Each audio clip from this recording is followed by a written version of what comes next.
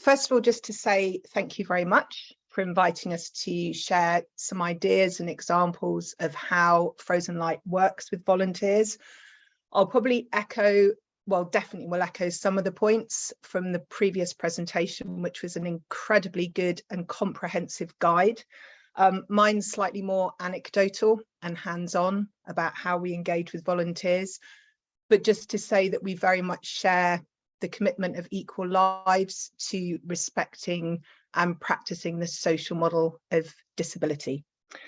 So Frozen Light, for those of you that haven't heard of us, is a Norwich-based charity. We create multisensory theatre for audiences with profound and multiple learning disabilities, who are some of the most excluded members of society. So many of our, a bit enthusiastic there. Many of our audience members will need support for every aspect of their daily lives. We believe that theatre can drive social change, and our vision is a world where people with profound and multiple learning disabilities, or PMLD, can exercise their right to participate fully in cultural life. It's really important to us that we are a value-led organisation, and we find that by expressing our values clearly when we talk about our work sends a really strong message of welcome to anyone who considers volunteering with us. So our value of inclusion, well, we believe that people with PMLD should be proactively included, welcomed into and visible in their communities. We're committed to raising expectations and improving the quality of life outcomes of and with people with PMLD.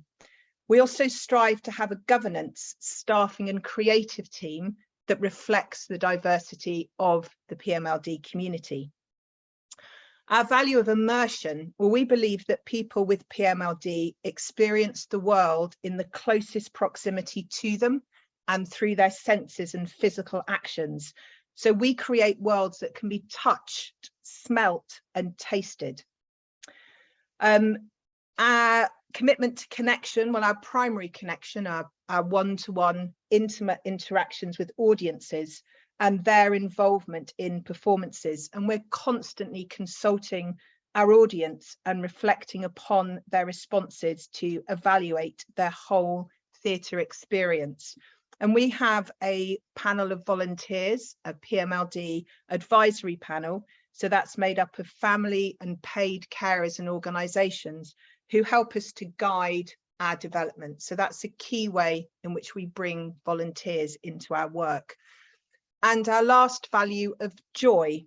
Well, in performance, we use sensory moments to take forward every stage of a narrative and to stimulate the range of emotions experienced by a young adult and adult audience. We simply want people to experience the joy of live performance. And a large part of the audience's lives are lived in the moment. And that's something that we believe that everyone who is connected to Frozen Light shows can learn and can derive happiness from. And the practice of these values hopefully are felt by everybody who works or volunteers with us. So what you need, let's get rid of all of my notifications. Well, to do this, to include volunteers with disabilities or volunteers, whoever they are, we have an inclusivity and relevance plan as an organisation, and this simply details the steps that we believe we need to take to include people from communities, particularly those that are currently underrepresented in our teams. And this includes people who identify as disabled. Having a plan that we can report on to our board and measure our progress against is a really useful tool to have, both internally for us to keep a track on our progress and where we might be meeting or finding particular challenges, but it's also really useful with partners and funders to be very transparent about where you're trying to get to as an organisation. Now, as a company, we don't actually work with a large number of volunteers, but I did want to share a couple of examples of how we approach working with volunteers when we do. So we recruit and build community choirs for our immersive choral production Fire Songs. And just as we do with every single artist or staff member that we work with, we give our choir members an access audit to find out what they need from us to be able to take part in our work. Now, this could include identifying that people want different forms of communication, that they need to be met from public transport, or that they need more breaks during a rehearsal or working day to manage their energy levels. But we call the access audit, "What do you need?" as we found that many people don't identify what they need with the term access needs. We regularly evaluate with people after they've participated in projects or worked with us, whether we are meeting their needs using online surveys. So again, that we're constantly reviewing our practice and learning from individuals, whether there are ways in which we could do things differently to include them better. We're also very keen to include people with lived experience of disability on our board of trustees, and all of our trustees are volunteers. But we think it's very important that we're including people with lived experience of disability to ensure that their views are reflected and heard in our decision making. This has included thinking about, again, how we communicate. And these are some of the tips that were mentioned earlier. Things like making sure that captions are always turned on during Zoom calls. We've learned not to provide any of our papers as PDFs because this can make it very difficult for people to access. One of our trustees is blind, and her first response to me was that she couldn't access any of the papers that we were providing as PDFs. So really small things, but for her, it was a significant barrier to access. I think it's also hugely important to remember that the disability that someone has may not be the only access need that they have.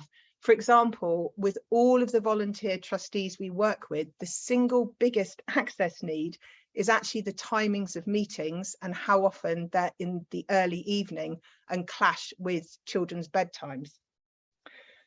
We've learnt to make sure that we offer easy read versions of many of the key documents that we give to volunteers, to trustees and to staff, and always making sure that there are other ways of making our information more accessible. For example, always offering large print, offering information in the form of videos or audio recordings. And these can be done really, really simply and easily. We record some of our videos simply on mobile phones. So there isn't always a cost involved in making sure that your work or experiences are accessible to people. Next month, we're welcoming our first member of our board who is learning disabled, and we're taking advice from a theatre company who has learning disabled directors about how to meaningfully include people with different processing times in discussions.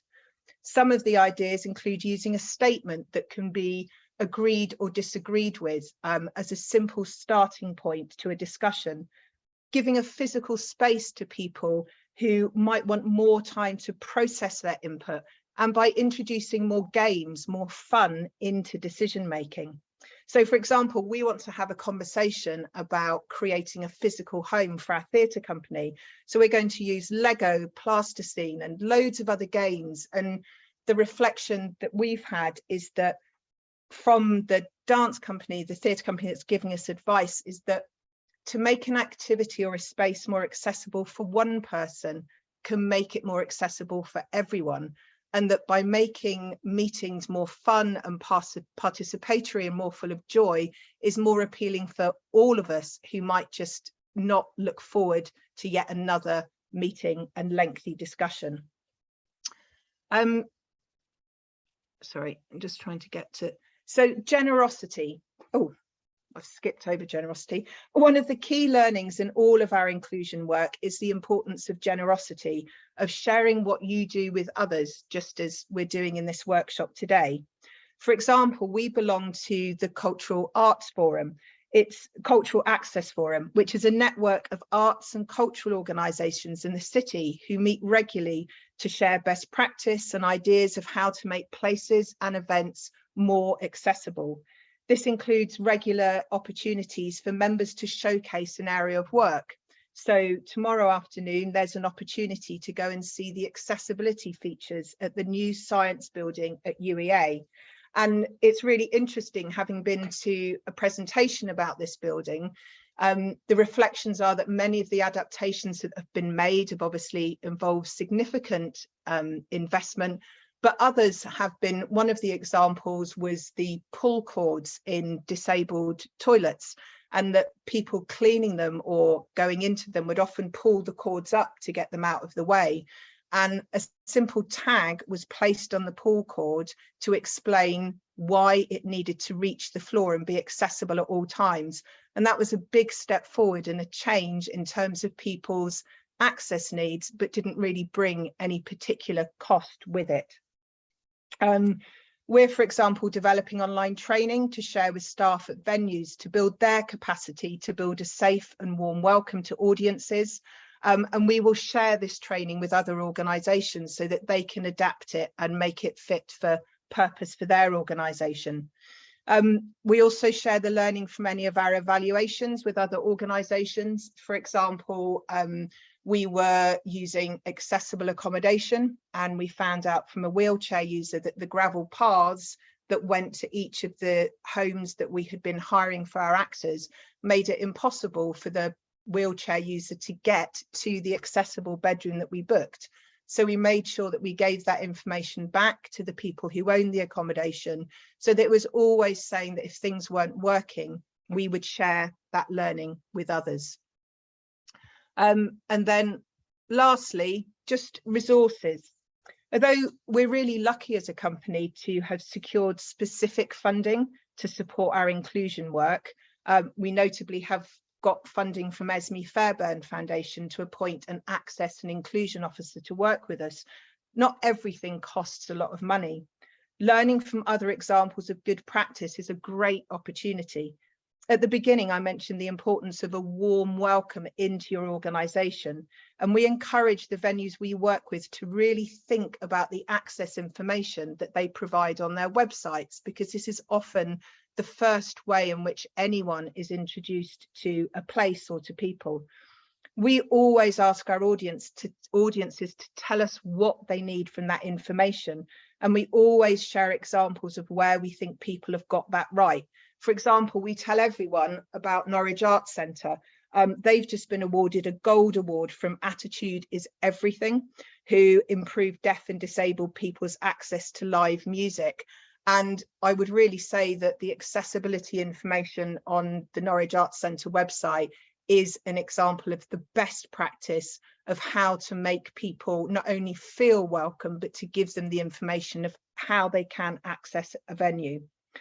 We also work with critical friends. It's really useful to identify individuals or networks that can give you expert advice on how to be better at inclusion. Again, making sure that you're getting the lived experience of disability into and informing your work. As I mentioned earlier, we have an advisory panel of carers to give invaluable perspectives of how to meet the needs and the desires of our audience.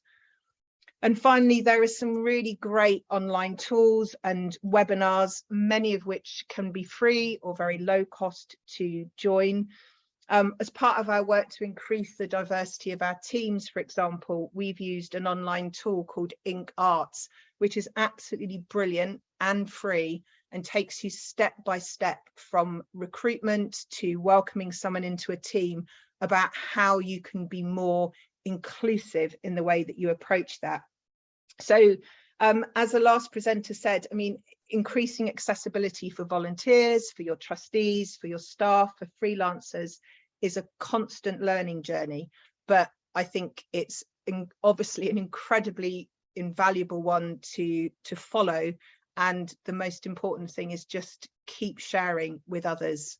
Yeah, learn your best, share your best practices as well as the challenges that you come across. There we go, that's it.